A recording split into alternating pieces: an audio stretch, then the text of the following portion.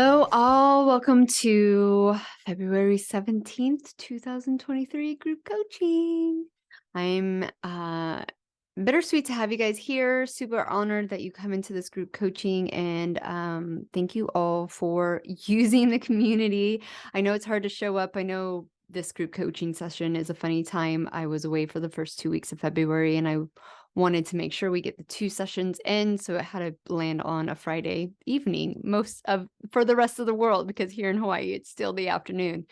But I got some great questions inside the community that I'm going to answer here on this group coaching. So let's dive into it. Okay, so we are all big believers in natural health. I'm super excited. I swear, I don't know. Yes, 100% of the people I support within this community and within my one-to-one are people already doing the major work, right? Which is super cool. And just know that all that work is going to get you to your ultimate goal, and is going to just be easier for you to layer upon the necessary steps. Okay. But sometimes we have to use antibiotics, and one of our community members had to take 5 rounds of antibiotics in the past 12 months for specific issues. And girl, I feel you. That is a lot of antibiotics. Okay, so your question is, do you think that my gut health could have an impact on my fertility? Absolutely, 100% yes. Um, I would even go out on a limb and say that for 80% of people, no, 100% of people, first diving into this journey, they have to heal their gut to a certain degree. And to be honest, even when I run gut health tests for people who are quote unquote on a really good diet and doing all the right things, we still find improvement within the gut microbiome and still find improvement with some of the gut functions. So gut health is super, super key. Now, depending on where you were with your gut health before you took these antibiotics, and depending on what you were doing during the antibiotics, so if you had the awareness to really increase your, probiotics and prebiotics, either through supplementation or the right foods, to really kind of combat the antibiotics. It really depends on those factors too, of how much your gut health got destroyed. So ask yourself that first, where do I think that my gut health was? Was I okay, kind of middle of the line, quote unquote, normal? Or do you feel like your gut health was maybe a little bit low? Especially if 5 times recurring UTI, that's a big red flag. Why is that happening? So your main focus to heal the gut is, one, know your food intolerances so you can then add in the wide variety. So this is the beginning of the course. Whether you're on a membership, which is $99 a month, and the course opens weekly, or if you've paid in fully and then you get all 10 weeks just open fully, and then you get the course for a certain amount of time and access to the group coaching. Everyone starts with really targeting their diet. And I know a lot of people might be like, well, I'm already on a clean, healthy diet. I really still encourage you to take time to be really secure in the knowledge that you are on the right diet for you. So I got this comment on YouTube the other day of oh, your information's so great, but why don't you just tell us exactly what to eat? And I was like, oh, I fucking wish, I wish that was something that I can do, and I could just say, eat these exact things and they're going to boost your fertility. But the truth of the matter, which was my story, and every time I run the MRT Leap 176, now they've added 6 more elements to the 170. healthy foods come up, like the foods that even I recommend that are like quote unquote healthy, and really good for gut microbiome, sour, like, aversions to the probiotic foods like sauerkraut and bone broth, histamine intolerances. I've seen chicken pop up. I've seen carrots pop up, asparagus, blueberries, salmon. Obviously, eggs is one of kind of the more common ones. But foods that are actually quote unquote healthy and aren't big red flags at the very beginning. Obviously, for me, tomatoes, paprika, aubergines, peppers, potatoes, all foods that are healthy or highly like inflammatory in my gut and contributing, well, for me, like literally causing my infertility issues. So there's not an easy answer. And I know that's really shitty. And I know that if I not like I don't want to see if I was being a dick, just tell you eat this meal plan. Like obviously I have a meal plan that you can either purchase as a PDF, you get it free within this course, and the one-to-one clients get it, but it's an inspirational meal plan. It's there for guidance, and there is information of how to find your food intolerances. If you either can't afford the MRT test or you're just not in a location to get the MRT test, you have to do the kind of hard work yourself, and you have to experiment and really, really get to know your body. There's the goal, the goals list, and in the goals PDF, and this is actually obviously in the course and in the PDF and even in the printed journal on Amazon, there's like a list of like over 100 symptoms, and you have to go through that list and maybe highlight everyone that you even have just a little bit of, right? So if let's just say you get like joint pain every other week, that is a symptom, and that is a symptom of inflammation. Now, is it a symptom of like a food intolerance, gut health issue, stress issue? Those are the things you need to figure out. But once you start watching your body and seeing how it reacts to your day to day and being almost annoyingly hyper aware, you can figure these things out. So that's my first step to healing the gut. Like food is literally like the biggest impact on your gut, because that's what is going there, and that's what the stomach needs to handle and digest. So if you're on the perfect supplementation and you're on the perfect diet, but you're still eating these foods that are maybe highly like reactive.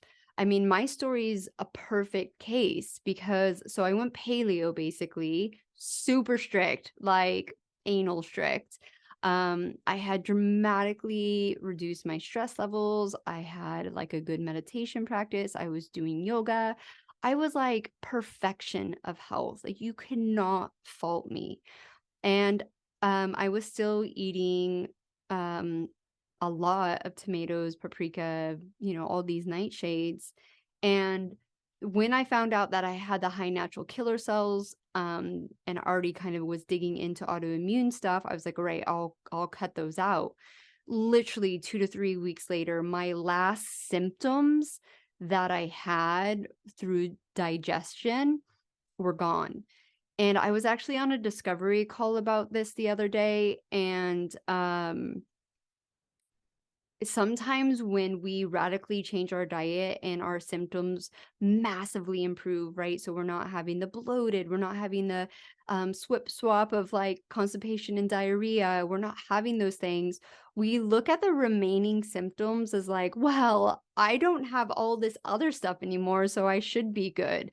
But you got to be really honest with yourself. And with my hindsight, I can look back and be like, okay, I still had these little things that were not normal, but were so common to me. And I was like, well, I'm so much better. It's just like one of those things. That was still a sign that I was eating foods that I was highly intolerant to.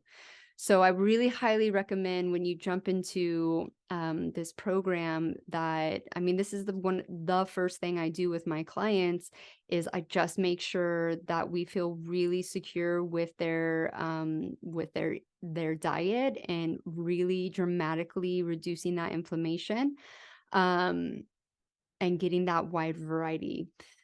So that's the first tip, okay? And then the second tip is stress.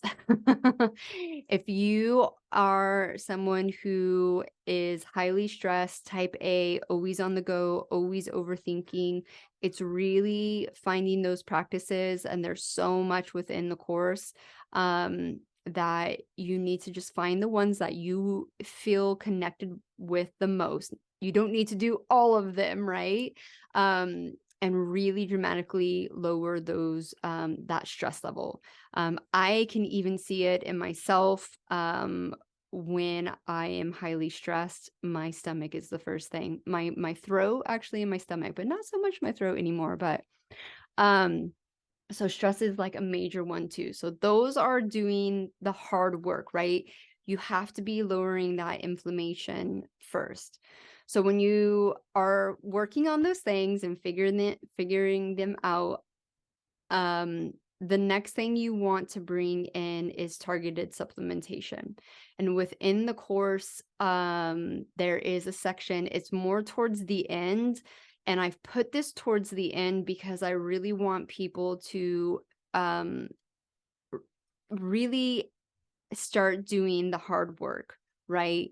Because what happens is if I gave you the supplementation before and I know what almost 100% of the fertility community is like, because I was like this too, you'll jump straight into that supplementation.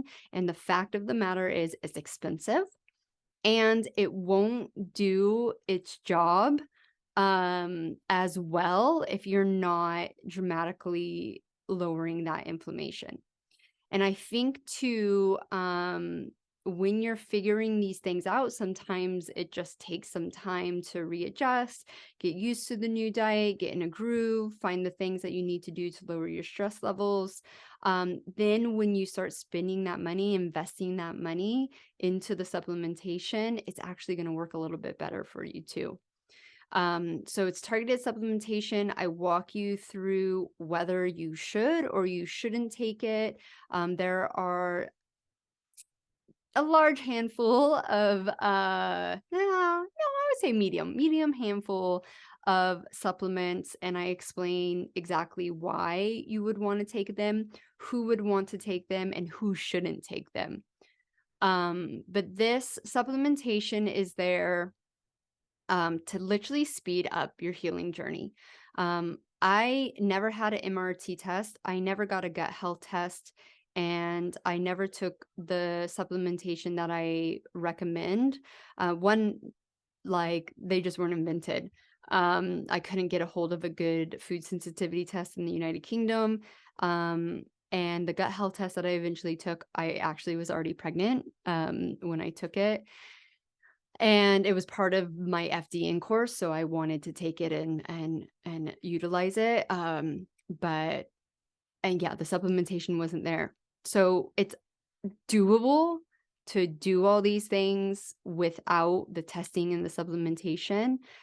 But with hindsight, I can confidently say from the moment I went AIP, so being spot on with my diet, knowing exactly what I needed and what I didn't need, to knowing that I could have got pregnant naturally, took probably 8 to 12 months. It took a while. So we do these things to speed up time, basically, because I know we feel time poor already. And so it's really, that's why it's there. So it is an investment. I think it's worth the investment. And it eventually will save you time, money, and heartache investing in these things. Obviously within the diet, there's really key ingredients like liver. organ meat and bone broth. If you're not intolerant to histamines or or any of the meat that you're using for your bone broth, um, and cod liver oil that I recommend. Those things are when I started eating liver, and that was like the one of the last things I introduced into my diet, and I was doing bone broth before bone broth was like cool and you could buy it at the grocery store. Like the butchers used to like laugh at me and like, "Oh, do you have a dog?" I was like, "No, I make this like broth out of it."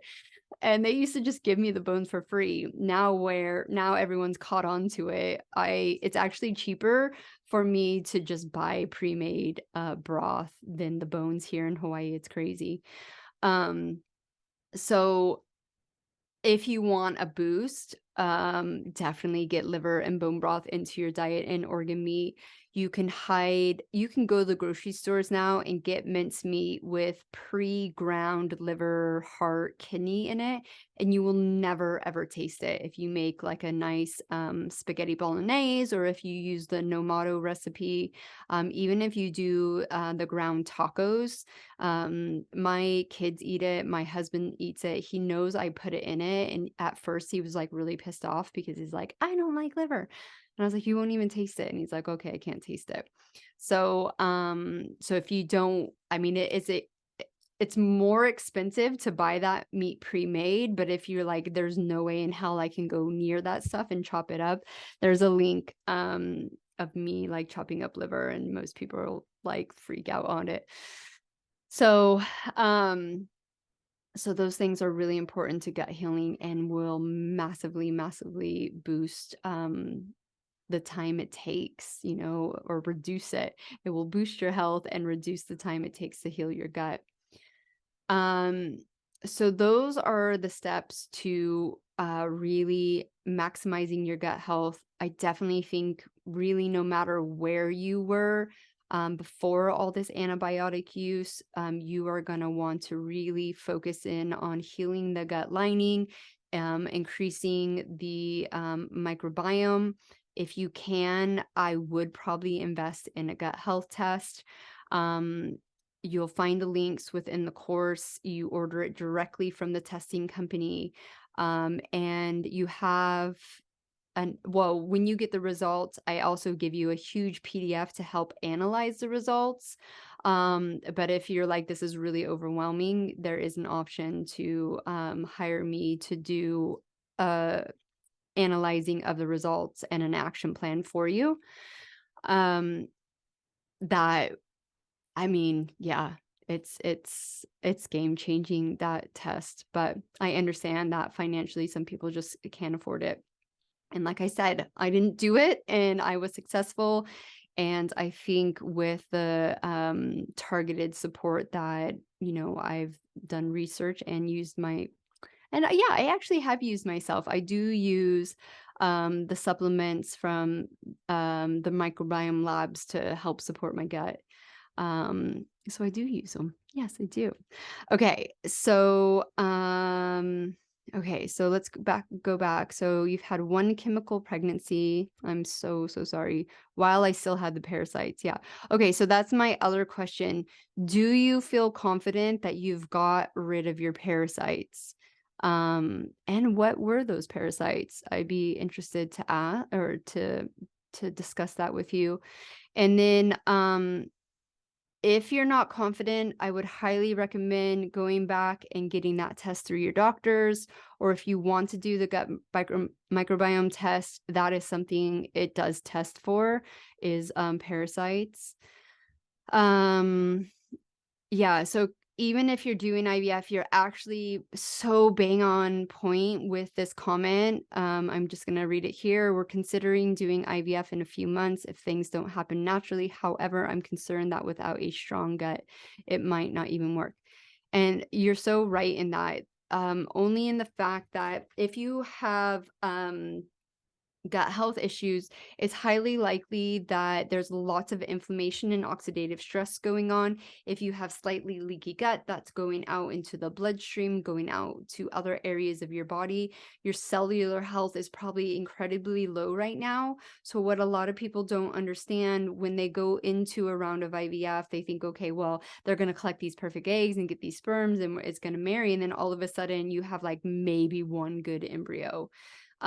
So if you can hold off doing IVF, and it's really like getting everything into place, feeling super confident that you are doing the right steps, giving it a few, I know you guys are going to hate me for saying this, but giving that a few months to quote unquote work, heal, lower that inflammation, oxidative stress, boost that cellular health, and then add on 3 more months to that, because that is the time that your egg is going to grow.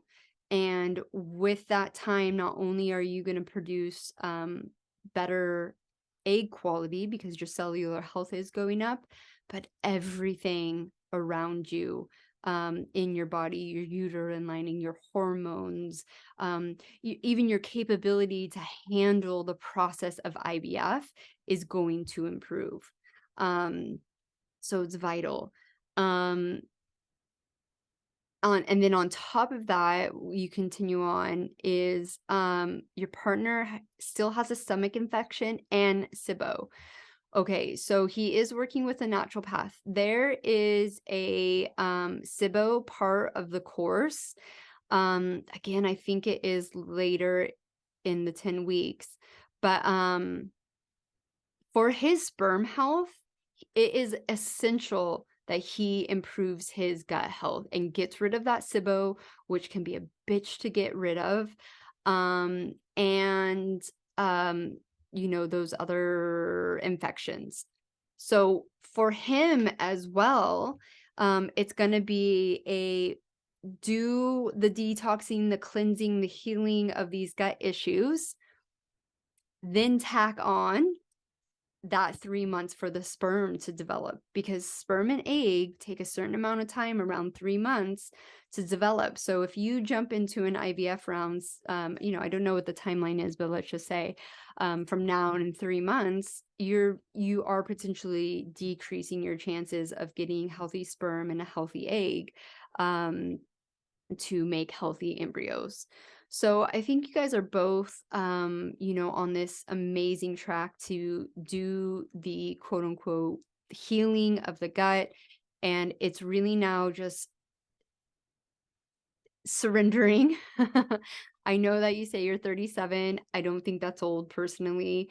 And I will tell you from my personal experience of wanting a family at 27 and not having a family until I was 35. I think I finally had my first baby, and then 37 when I had my second baby.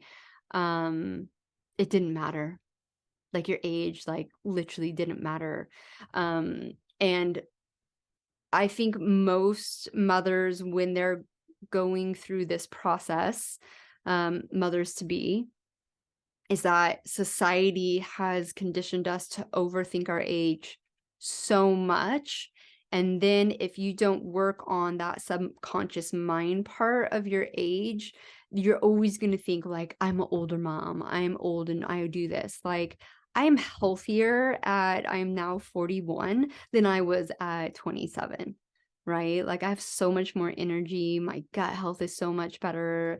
And, this time has, the time of your fertility struggles, if you use it wisely, literally almost gives you time back, right? Because you're not going to be dealing with all these health issues in your 40s when you're going to see a lot of your friends who maybe got pregnant easily, who maybe weren't dealing with any like issues. They're just coasting through life and stuff and just kept going in their normal and, Western society ways. And then all of a sudden 45, 50, 55 is going to hit them hard, where I don't even like think about that.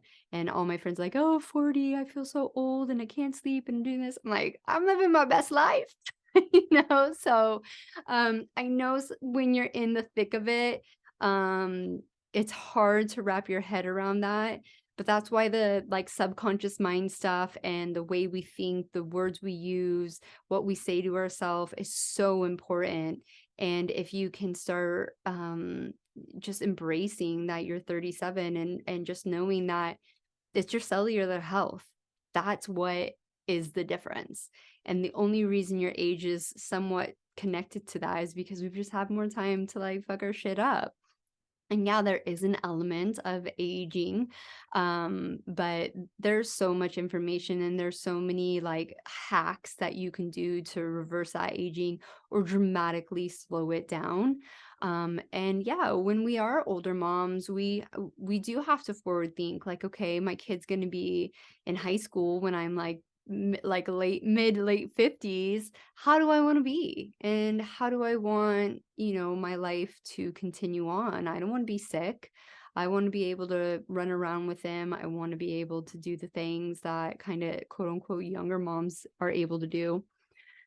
So that's going to be, really, really important for you to focus on as well. Um, so yeah, I hope this has answered all your questions. If you, I think I have asked you a few questions in this, so it'd be great if you can respond back to them. If you can't make the next live coaching, and then I can just type away in the community and answer your questions for you. And also sometimes, like, if I have time and like the question's a little bit big, I just jump on here and I just answer them for you guys. Sometimes it's easier for me just to like talk it out than type it out. Okay, so until next time, I hope you guys have well, it's Friday, so right now I hope you guys have a beautiful weekend and stay connected in the community.